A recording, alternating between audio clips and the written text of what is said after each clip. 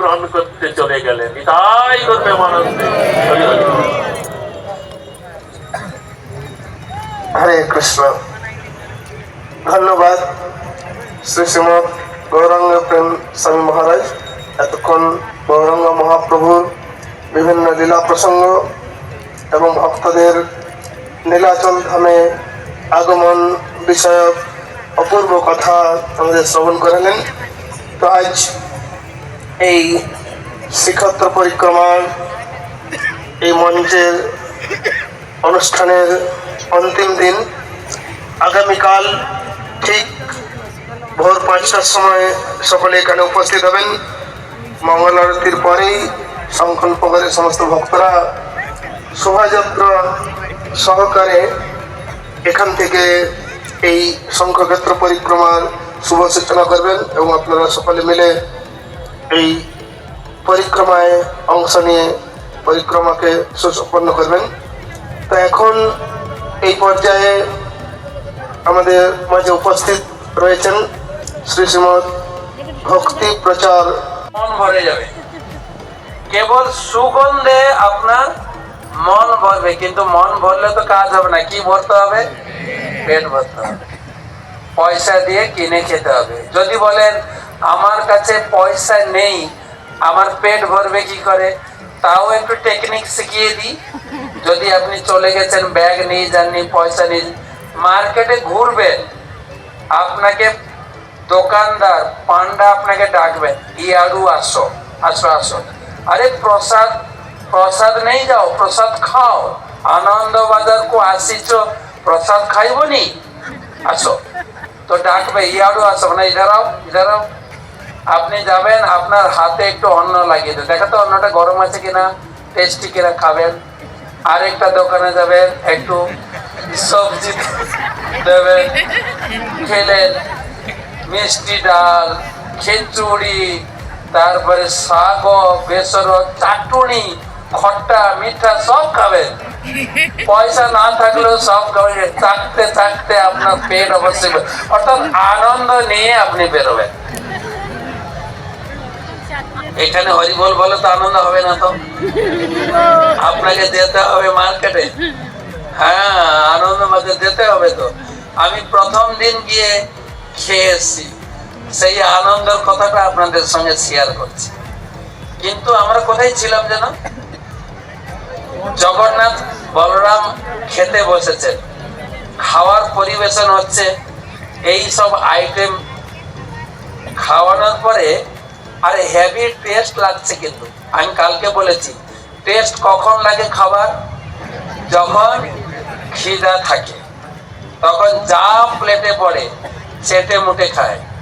আর যখন টেস্ট লাগে না, স্ত্রী এমনিই বলে তোমার মনে পেট ভরা আছে, ওই জন্য টেস্ট লাগছে। এটা তো সূত্র। তো কত হাতে পায়ে ধরে নিয়ে চলো, আপনাদের আজকে যা দশা হয়েছে। তো জগন্নাথ বলরামের ভক্ত যা বলে তাই, তখন গিয়ে বলছে, লক্ষ্মী যা হওয়ার হয়ে গেছে, তুমি ঘরে চলো। বলে আমি ঘরে যেতে পারি, একটা শর্ত, আমি আমার ভক্ত বাড়ি যাব, সেটা পারমিশন যেন থাকে। হ্যাঁ হ্যাঁ, আর তোমার সঙ্গে এরকম ঝগড়াঝাটি। শ্রিয়া চন্ডালিনীর কাহিনী, এটা একটা প্র্যাকটিক্যাল বইতে লেখা আছে, আপনারা অনেকে পড়েছেন মানে শ্রিয়া চন্ডালিনীর কাহিনী। এইরকম জগন্নাথে একদম ভান্ডার কাহিনী। মহারাজ তিনি তার যে মন্দিরে যে প্রতিদিন জগন্নাথের সঙ্গে যা যা ভক্তের লীলা কাহিনী গঠিত হয়, জগন্নাথের মন্দিরে একটা ডায়েরি আছে, মেন পান্ডা তাতে লিখে রাখেন। সেটা থেকে মহারাজ অনুবাদ করে দিয়ে গেছেন, আমরা সেগুলো পড়ছি। এটা একটা আপনার যারা আমরা ভক্ত হয়েছে, আমাদের জন্য একটা সম্পদ ও ভান্ডার। যত পড়বেন, যত বলবেন, কেন ভক্তদের একটা ইন্দ্রিয় তৃপ্তি কি জানেন? গীতায় বলেছেন, মচ্চিত্ত মদ্গত প্রাণা বোধয়ন্ত পরস্পরম কথয়ন্তশ্চ মাং নিত্যম তুষ্যন্তি চ রমন্তি চ। যত ভগবানের কথা শুনবেন, পড়বেন, এত আনন্দ ততটাই বলতে থাকবে। তাই এই একটা ভান্ডার মহারাজ দিয়ে গেছেন জগন্নাথের উপর 4খানা বই পড়বেন, লোককে গাইড করবেন। শ্রী মন্দির বইটা কিভাবে আপনি মন্দিরে ঢুকবেন, মন্দিরের 4টা গেট, এই মন্দিরের 4খানা গেট। পূর্ব দিকের গেটটা আমরা ব্যবহার করি, যেটা মহাপ্রভু প্রতিদিন যেতেন দর্শনে। পূর্ব দিকের গেটের নাম হচ্ছে সিংহদ্বার, বড় বড় দুটো সিংহ আছে, সেখানে আপনি প্রবেশ করবেন। প্রথমে পতিত পাবন দর্শন করবেন। পতিত পাবন দর্শন করে যখন দরজা পেরোবেন, একটা কালো পাথর আছে, সেখানে আপনাকে পা রাখতে হবে, আপনার শরীর স্ক্যানিং হবে। একটু দাঁড়াবেন, একদম মাথা থেকে যত পাপ আছে উনি টেনে নেবেন। তারপরে যাবেন, গুনে গুনে 22টা পাহাড়, 22টা সিঁড়ি, গুনে গুনে বাঁ দিকে অনেক কিছু দর্শন করতে পারবেন। বাঁ দিকে প্রথম দর্শন পাবেন কাশী বিশ্বনাথ, তারপরে আছে নরসিংহদেব। তারপরে উঠবেন মন্দিরে, মন্দিরের ভিতরে ঢুকবেন যখন, যারা মন্দিরে, এখন তো প্রচুর ভিড় বলে ঠেলে নিয়ে চলে যাচ্ছে, কিন্তু গরুরের পাশে মহাপ্রভু দাঁড়িয়ে দর্শন করতেন। বাম হাতে হেলান দিয়ে তিনি দর্শন করতেন জগন্নাথকে গরুরের পিছন থেকে। কেন মহাপ্রভু প্রথম যখন এসেছিলেন পুরীতে সন্ন্যাস গ্রহণের পরে, এত ভাবান্তর হয়ে গেছিল, জগন্নাথের দিকে ছুটে যাচ্ছিলেন আলিঙ্গন করতে। মহাপ্রভু কিন্তু জগন্নাথকে আমরা যেরকম দেখছি ওই রকম দর্শন করতেন না। কিভাবে দর্শন করতেন? ব্রজেন্দ্র নন্দন শ্যাম সুন্দর রূপে দর্শন করতেন। তিনি কৃষ্ণ বিরহে দৌড়ে গেছিলেন শ্যাম সুন্দরকে আলিঙ্গন করার জন্য, তারপরে মূর্ছিত হয়ে পড়ে যান, পান্ডারা ছুটে আসেন তাকে, তারপরে যা হয়েছিল। সেই জন্য মহাপ্রভু সামনে যেতেন না, গরুরের পিছন থেকে। আর ভগবান এত বড়, যখন মেসেজ এসে গেল আমার রাজকন্যাকে আমি কোন ঝাড়ুদারের হাতে বিয়ে দিতে পারবো না, ডিনাই করে দিলেন। একে একটু এই কথাটা একটু আঘাত লেগেছে। আরে আমি তো ঝাড়ু দিচ্ছি ভগবানের জন্য, আমি তো মিউনিসিপ্যালিটির ঝাড়ুদার নই। আমি কার ঝাড়ুদার? ভগবানের ঝাড়ুদার। এই আমাদের ইস্কন মন্দির দর্শন করেছেন, রাধা গিরিধারী মন্দির দর্শন করেছেন। রাজা হেরে যান, তাহলে গণেশ বসবেন জগন্নাথের পিছনে। তাই পুরুষোত্তম দেব এইটা নিয়েছেন সুযোগটা। প্রভু এটা কিন্তু আমার হার জিত না, কিন্তু কার হার জিত? আপনার হার জিত। আমি হেরে গেলে আপনাকে জগন্নাথের পিছনে বসতে হবে। আপনি বিচার করে দেখুন। আর যদি আপনি জিতে দেন, জগন্নাথ আপনার পিছনে বসবে। এবারে জগন্নাথের দায়িত্ব। তো তখন আবার যুদ্ধ ঘোষণা করেছেন। তখন জগন্নাথ বলদেব সেই দুটো ঘোড়াতে চড়ে আগে আগে যাচ্ছেন, রাজা পিছনে, আগে দুজন যাচ্ছেন। যেতে যেতে একটা জায়গায় একটা বুড়ি, তিনি মাথা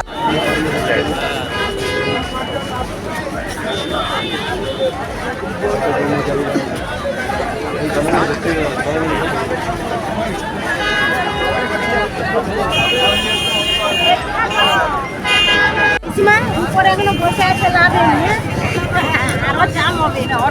নাই চলে দাঁড়াও, আমরাও পরিক্রমায় ছাড়ু দাঁড়াও, ছাড়ু দাঁড়াও, এখানে দাঁড়াও, ছাড়ু সেখানে জড়ো।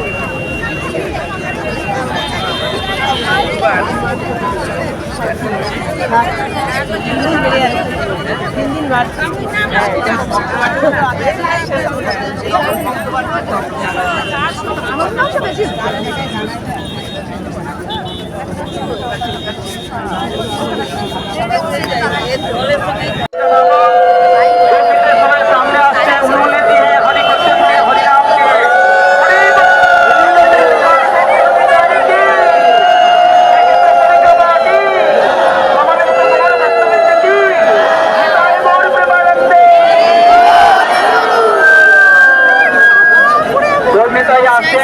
সবাই সামনে থাকবে, গর্বিতাই ভিতরে আপনারা কেউ আগে যেতে চাইবেন না। গর্বিতারই পিছনে পিছনে আমাদের সন্ন্যাসী মহারাজ যারা, তিনি গর্বিতারই পিছনে পিছনে থাকবে। তারপরে পরে আমরা কীর্তন করে যাব। এখন আমাদের মহারাজরা সবাই আসছেন, তাদেরকে যাতায়াতের রাস্তা বন্ধ করে দেন। সন্ন্যাসী মহারাজ সবাই আসেন, তাদেরকে যেতে গীতা দান করেন, তাহলে আপনি অতি সহজে ভগবানের প্রিয় হতে পারবেন। আসুন গীতা দান করুন এবং এই মহারাজের বইগুলো নিয়ে যান। হরে কৃষ্ণ। এই গীতা দান নিয়ে মাতাজি লাইন লেগে গেছে। গীতা দানের বিশ্ব ওই যে মাতাজি দাতন থেকে এসেছেন, মাতাজি লিলি মাতাজি গীতা দান করছেন। হরি বল। ভূমিদান এদিকে আর এদিকে গীতা বাদিকে ভূমিদান হচ্ছে মহারাজের বাদিকে। অনলাইনে বেশি করে দিবে। হ্যাঁ হ্যাঁ, আপনাকে না চিনলে হয়, তাকে দেখে গেলে ওখানে আসুন আসুন আসুন আসুন, যাদের মুড়ি খাওয়া শেষ হয়েছে আসুন। তো গীতা দান আর নেওয়া হচ্ছে না, এত বড় লাইন লেগে গেছে গীতা দানের। আসেন আসেন,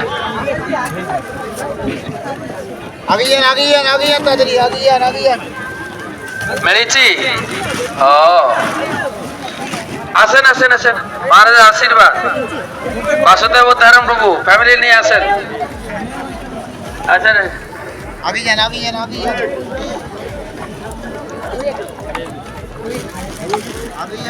পুরো ফ্যামিলি ভূমিদাস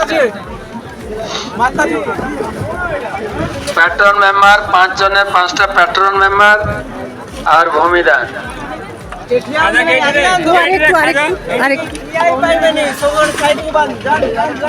না